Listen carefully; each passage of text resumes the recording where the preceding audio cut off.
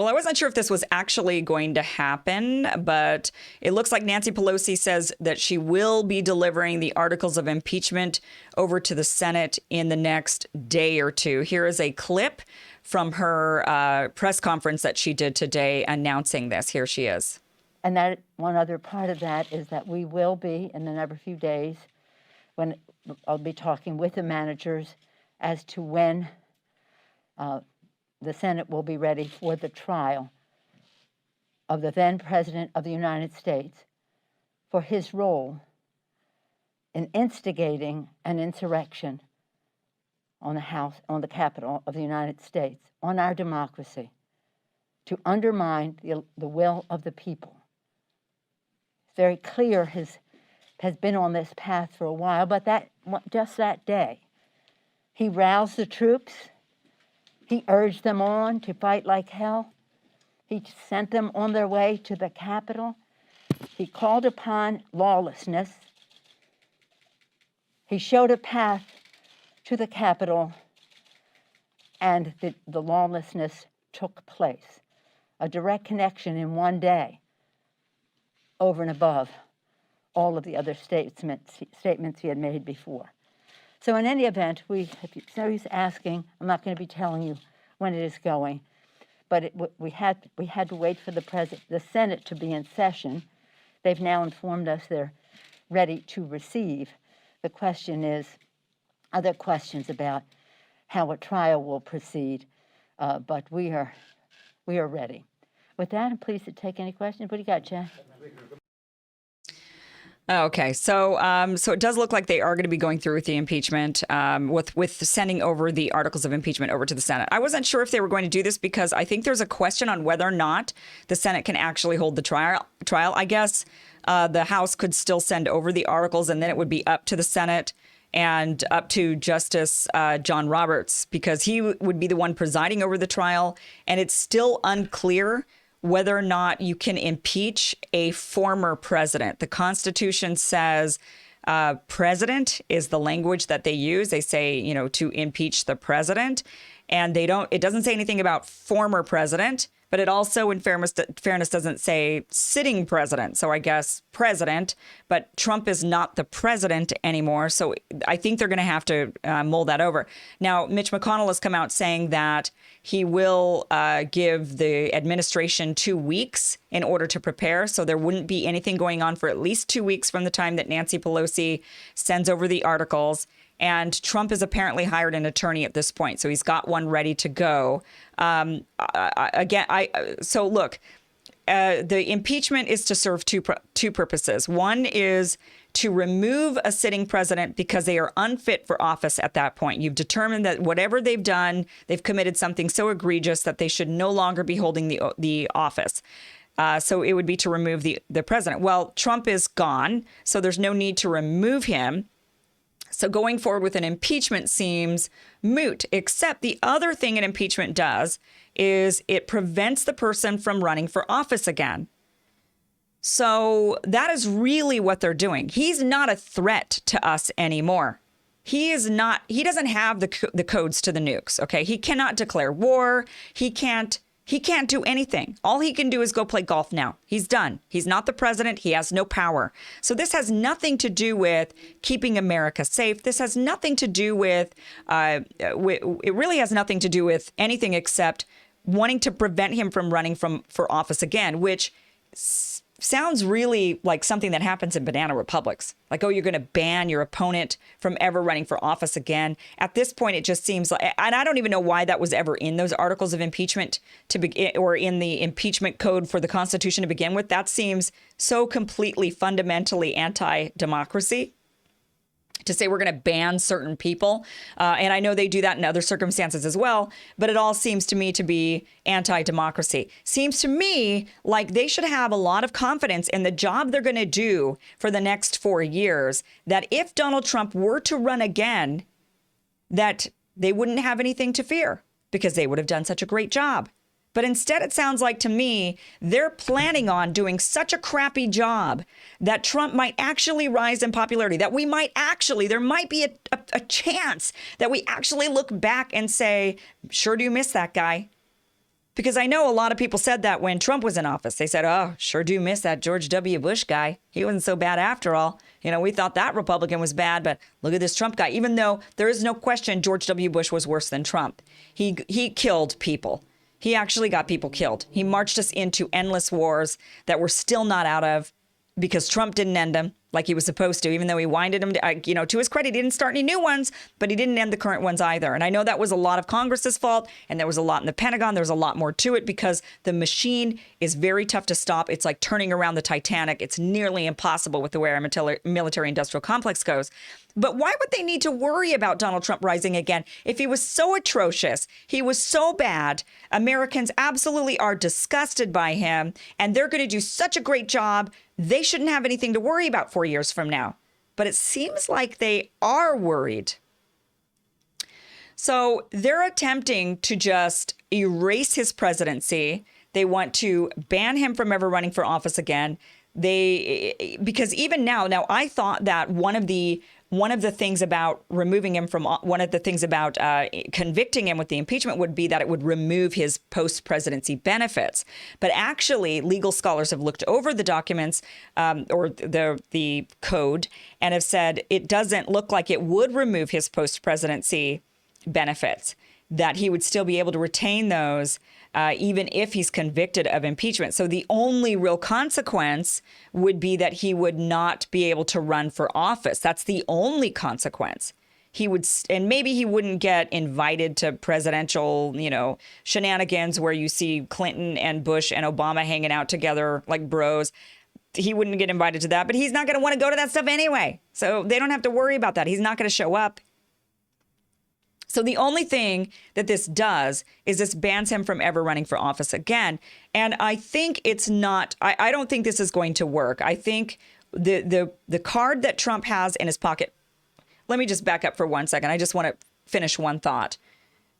If they were going to do such a great job, they wouldn't have to worry about Trump, right?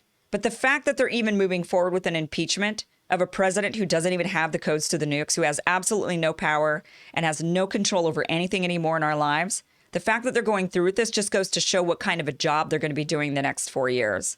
Are they going to be doing anything for you and me? Are they going to be actually focusing on fixing anything, the system that got us Trump to begin with? Are they going to even ask questions as to why was there a rise of Donald Trump?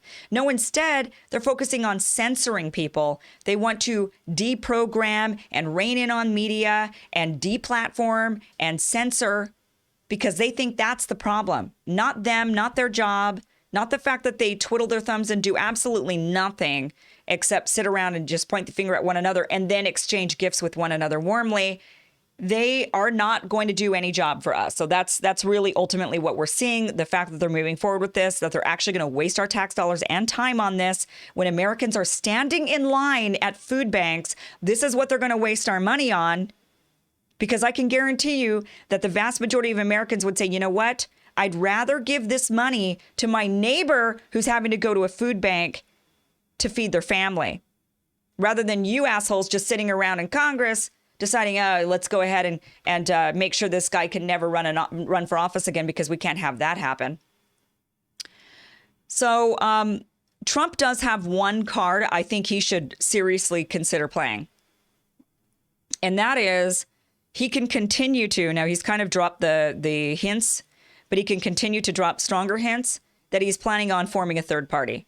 Now, there's been some chatter about a Patriots party. I think that's the worst name because that's not going to, that's not going to attract anyone who's disenfranchised from the left. And it needs to be something that is going to be all inclusive. I'm really big on this when it comes to third party. It has to be inclusive of both the disenfranchised, anti-establishment left and right. That is the only path forward for a third party. And I've been saying it for months and months and months.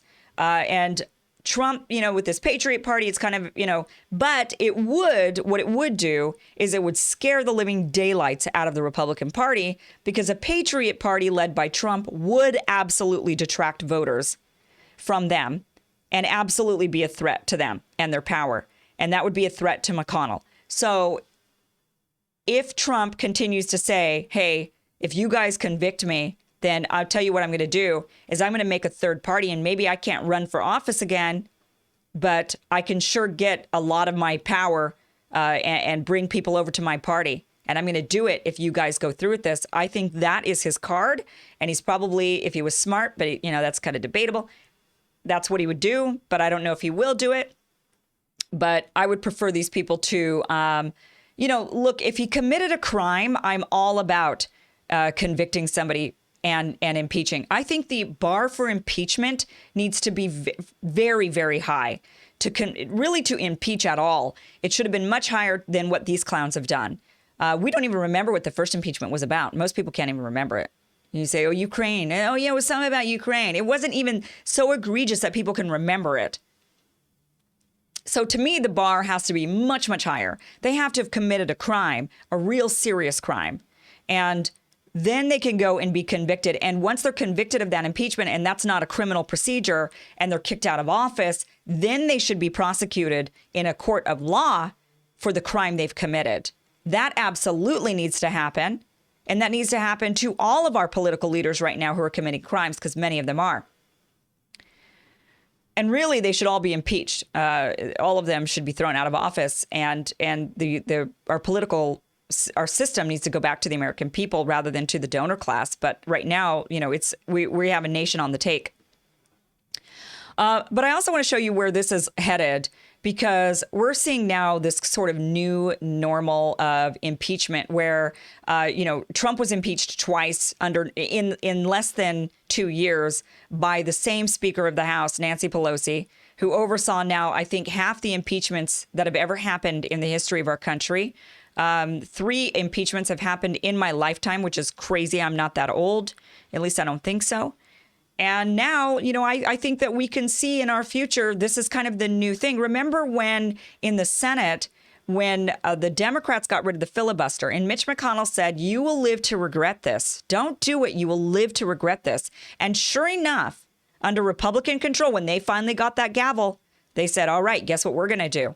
We're going to go and now that we've got control of the Senate, we're going to go and we're going to get rid of the filibuster for Supreme Court nominees. We're going to one-up you.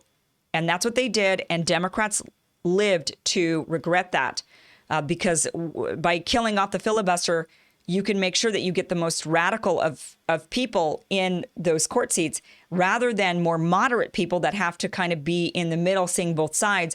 That's what would be required if you needed to entice 10 people from the other side of the aisle to vote alongside with you. So they lived to regret that. And when the impeachment happened, many of us said, this is not a good new precedent to set because this will be a precedent. This isn't oh no, what Donald Trump did was so egregious, we must, and this is a once in a lifetime thing. No, this isn't. What he did was you guys just absolutely hated him and you went after him. And now this is going to be the new normal. This is a new precedent. And here it is. Here's Representative Marjorie Greene. She's a congresswoman from Georgia. This is an email I received today saying impeach Biden. So she goes, this is a campaign fundraise email, but nonetheless, it still says impeach Biden. So I'm thinking, oh, great. Here it begins.